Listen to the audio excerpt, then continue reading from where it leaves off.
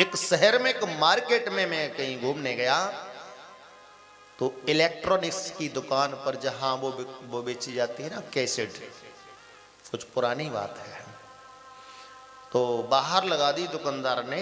उसका ऐड सबसे ज्यादा हो रहा था। उस कैसेट पर लिखा हुआ था सास बहू का झगड़ा।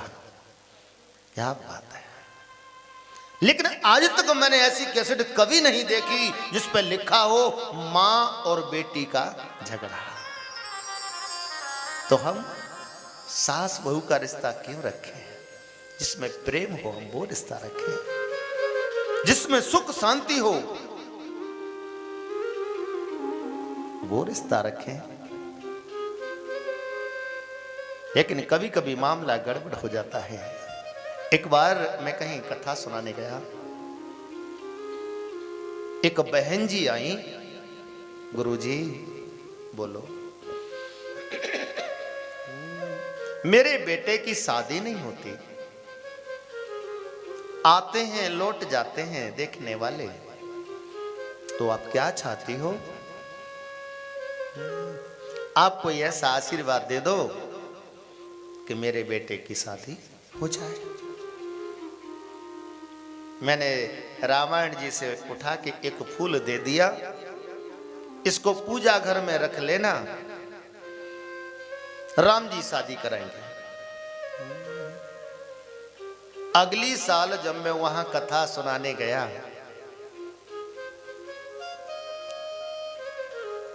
तो वही बहन जी, वही दीदी ठुमका लगा के राम कथा में नाच रही थी।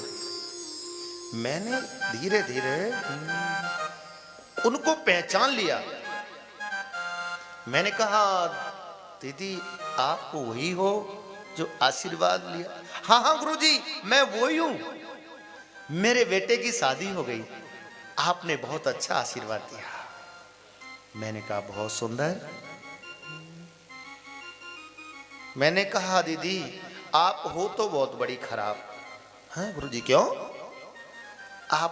हमने आशीर्वाद दिया, राम जी ने कृपा की, आपके बेटे की शादी हो गई, लेकिन आपने हमको फोन भी कम से कम बता तो देती। गुरुजी मैं क्या करती, आपका स्विच ऑफ आ रहा था। चलो ठीक है, हमारा तो स्विच ऑफ है, लेकिन अब ये बताओ बहू कैसी आई है? गुरुजी बहू पूरे गांव में पहला नंबर है मेरी बहू का, बहुत अच्छी है, दिखने में सुंदर, सुशील और ऐसी लगे चंद्रमुखी। वाह। मैं कहना चाहता हूं जब बहुएं नई नई आती हैं तो इतनी तारीफ, और 4 दिन बाद क्या हो जाता है? बहुत बढ़िया। बोले पूरे गांव में मेरी बहू का पहला नंबर है। मैंने भगवान तुम्हें खुश रखे। तीसरी बार भक्तों ने फिर बुलाया कथा सुनाने के लिए, तो बोई दीदी बैठी बैठी कथा में रो रही थी।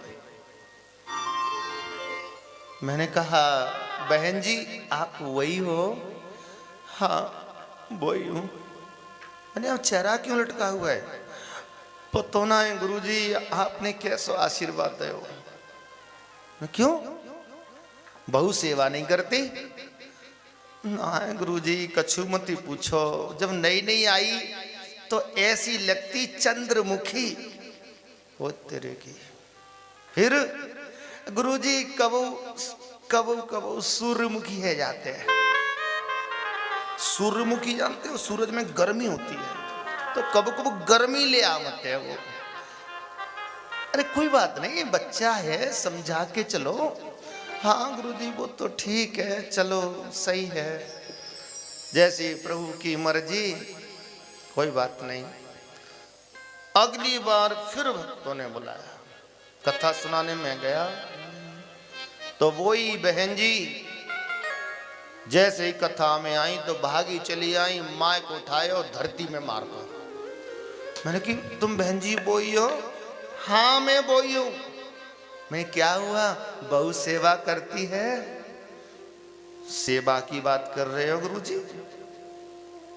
जब नई नई आई तो ऐसी लगती चंद्रमुखी,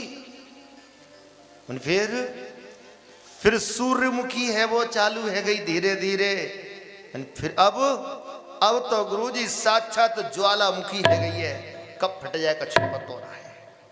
क्या बात है। ये स्थिति परिवार में आई क्यों?